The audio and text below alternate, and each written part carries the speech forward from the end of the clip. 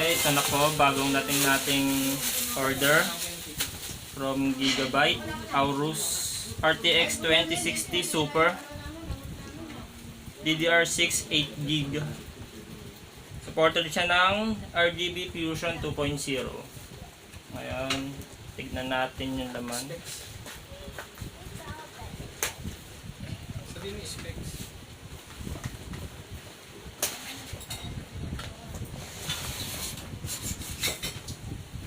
Wow! Antare!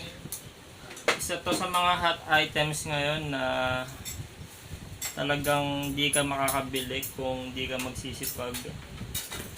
Dahil sadyang nag-uunahan talaga lahat ng tao. Hindi natin mabuksan kasi Kailangan maingat tayo sa unboxing.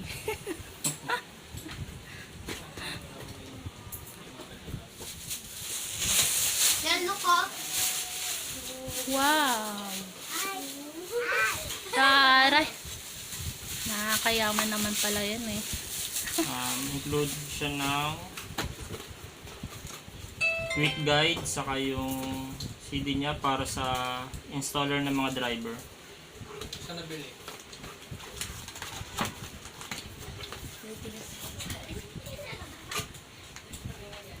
Para sa mga gustong bumili, PM nyo lang yung mismong AORUS, sila yung magsasabi sa inyo ng mga stores na nagre-resell ng product nila. At isa sa mga pinakamalagang item, What is that?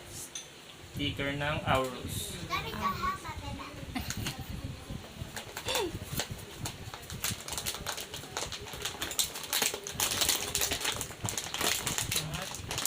na mismong item.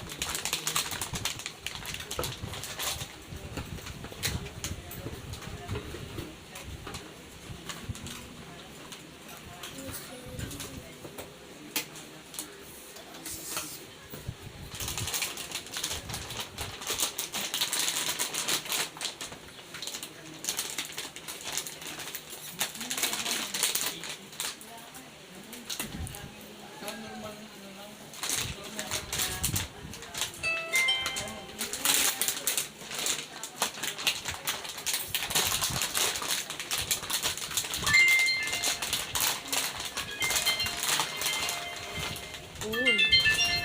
Astig ah! Ito na siya. Wow! Magkano yan? Ang range niya, lalo na nung wala pang nangyaring pandemic, SRP niya is 26K. Ngayon nag-range siya from 28K to 31K.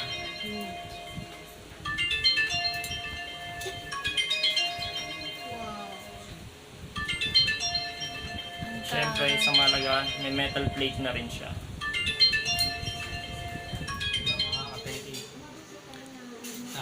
Quick overview lang ng video card na to.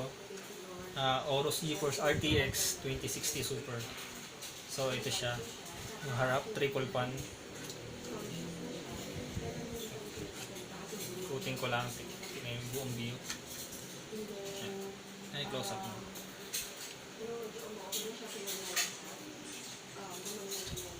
Yung likod, ito yung mga ports niya. Bali, ano yan? Tatlong HDMI, tatlong display port, saka may bonus pang isa, USB Type-C. So, para sa mga cellphone, pwede nating i-connect.